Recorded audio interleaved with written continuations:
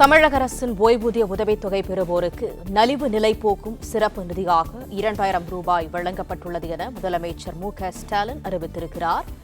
சமூக பாதுகாப்பு திட்டங்களின் கீழ் முதியோர், கைம்பெண்கள் என மொத்தம் 29.29 லட்சம் பேருக்கு தலா ரூபாய் 3200 வழங்கப்பட்டுள்ளதாக முதலமைச்சர் மு.க.ஸ்டாலின் அறிவிப்பினை வெளியிட்டிருக்கிறார். மாற்றுத்திறனாளிகள் 5.92 லட்சம் பேருக்கு தலா ரூபாய் 3500 வழங்கப்பட்டுள்ளது என மு.க.ஸ்டாலின் அறிவித்திருக்கிறார். பராமரிப்பு உதவித்தொகை பெறும் 2.58 லட்சம் மாற்றுத்திறனாளிகள் குடும்பங்களுக்கு தலா ரூபாய் 4000 வழங்கப்பட்டுள்ளது. கூடுதல் தகவல்களை தருகிறார் செய்தியாளர் மாணிக்கம். விவரங்கள் என்ன? முதலமைச்சர் மு.க.ஸ்டாலின் இன்று காலை ஒரு அறிவிப்பு வெளியிட்டிருக்கிறார். இந்த அறிவிப்பு என்பது சமூகத்துல நலிவு நிலையில இருக்கக்கூடியவர்கள் அவருடைய நிலையை போக்கக்கூடிய வகையில் சிறப்பு நிதியாக வழங்கக்கூடிய வகையில் ஒரு அறிவிப்பு வெளியிட்டிருக்கிறார்.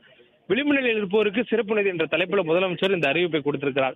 ஏற்கனவே கடந்த மாதம் பிப்ரவரி மாதத்துல மகளிர் உரிமை தொகை பெறக்கூடியவர்களுக்கு சிறப்பு நிதியாக 2000 ரூபாய் வழங்குவது மட்டுமின்றி 2 மாதத்துக்கான தொகையை முன்கூட்டியே கொடுத்து மொத்தம் 5000 ரூபாயாக கொடுத்திருந்தார். இந்த நிலையில அந்த திட்டத்திற்கு பெரிய அளவிலான வரவேற்பு கிடைக்கப்பட்டிருப்பதாக முதலமைச்சர் தெரிவித்திருக்கிறார். அதே போன்று மற்ற சிறப்பு நிதி பெறக்கூடியவர்களுக்கு அதே போன்ற ஒரு நிதி கொடுக்க வேண்டும் என்ற ஒரு கோரிக்கை வந்ததாகவும் முதலமைச்சர் அவர்கள் தெரிவித்திருக்கிறார். அதன் அடிப்படையிலேயே 2000 ரூபாயை நலிவு நிலை போக்கும் சிறப்பு நிதியாக சமூகத்துல விளிம்பு நிலையில் இருக்கக்கூடியவர்களுக்கு இந்த சிறப்பு நிதி வழங்கப்படுவதாக முதலமைச்சருடைய அறிவிப்பில் சொல்லப்பட்டிருக்கிறது. அதுவும் குறிப்பாக அவர்கள் கோரிக்கை வைக்கப்பட்டதாக முதலமைச்சர் அவர்கள் தெரிவித்திருக்கிறார். 2000 ரூபாய் மகளிர் கொடுக்கப்பட்ட போது இந்த திட்டத்திற்கான வரவேற்பு அதிக அளவில் இருக்கக்கூடிய சூழலில் இதே போன்ற ஒரு சிறப்பு நிதியை சமூகத்தில் இருக்கக்கூடிய வயது முதிர்ந்தவர்கள், கைம்பெண்கள், முதியோர்கள், திருநங்கைகள், மாற்றுத்திறனாளிகள் ஆகியோருக்கு வழங்கக்கூடிய சிறப்பு தொகையுடன் சிறப்பு உதவித்தொகையுடன் சேர்த்து வழங்க வேண்டும் என்ற ஒரு கோரிக்கை வழங்குவதாக சொல்லப்படுகிறது. அதன் ஊடாக முதலமைச்சர் அவர்கள் இந்த அறிவிப்பை வெளியிட்டதாகவும் சொல்லப்பட்டிருக்கிறது. அதன்படி பல்வேறு சமூக பாதுகாப்பு திட்டங்களின் கீழ் பயன்பெற்று வரக்கூடிய முதியோர்கள், கைம்பெண்கள் என மொத்தம் 29,29,000 பயனாளிகளுக்கு தலா 3200 ரூபாய் வழங்கப்படுவதாக தெரிவித்திருக்கிறார்.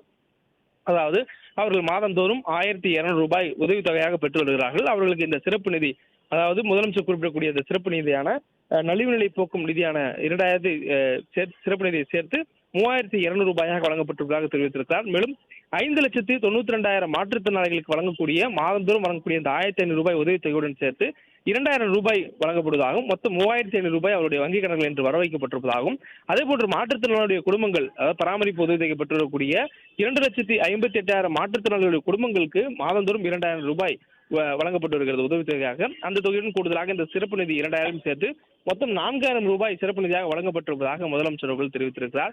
மேலும் மீனவர்களுடைய குடும்பங்களுக்கு ஏப்ரல் முதல் ஜூன் வரையிலான காலம் என்பது மீன்பிடி தடை காலமாக இருக்கக்கூடிய காலம். அந்த காலத்திற்கு வழங்கக்கூடிய உதவித்தொகை மீன்பிடி தடை காலத்துக்கு உதவித்தொகை ரூபாய் 8000 வீதம் 1,62,900 குடும்பங்களுக்கு வழங்கப்பட்டு வருவதாகவும் முதலமைச்சர் அவர்கள் தெரிவித்திருக்கிறார்.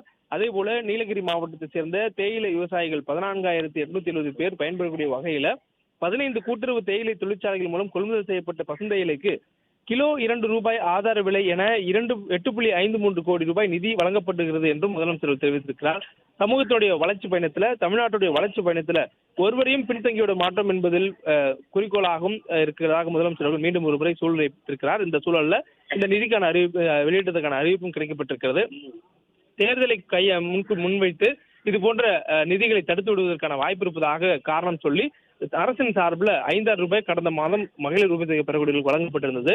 அந்த திட்டத்திற்கான வரவேற்பை அடுத்து தற்பொழுது மற்ற நிதி பெறக்கூடிய சமூகத்தின் பல்வேறு நிதிகளிலிருந்து பெறக்கூடிய உதவித்தொகை பெறக்கூடியவர்களுக்கு சிறப்பு நிதி வழங்க வேண்டும் என்ற அடிப்படையில் அவர்கள் வைத்த கோரிக்கையை நிறைவேற்றும் விதமாக இந்த சிறப்பு நிதி வழங்கப்பட்டிருப்பதாக முதலமைச்சர் தெரிவித்திருக்கிறார். அதுவும் இந்த நிதிக்கான பெயராக முதலமைச்சர் குறிப்பிடுவது சமூகத்துடைய விளிம்பு நிலையில் இருக்கிறவர்களுக்கான சிறப்பு நிதி என்றும் குறிப்பிடுகிறார். அதே போன்று அவருடைய நலிவு நிலை போக்கும் சிறப்பு நிதி என்று இந்த 2000 ரூபாயை குறிப்பிடுகிறார்.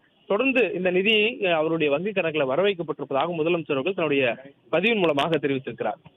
பிளே ஸ்டோர் மற்றும் ஆப் ஸ்டோரில் இருந்து பாலிமர் செயலியை QR கோடு மூலம் பதிவிறக்கம் செய்யுங்கள். செய்திகளை உடனுக்குடன் பெறுங்கள்.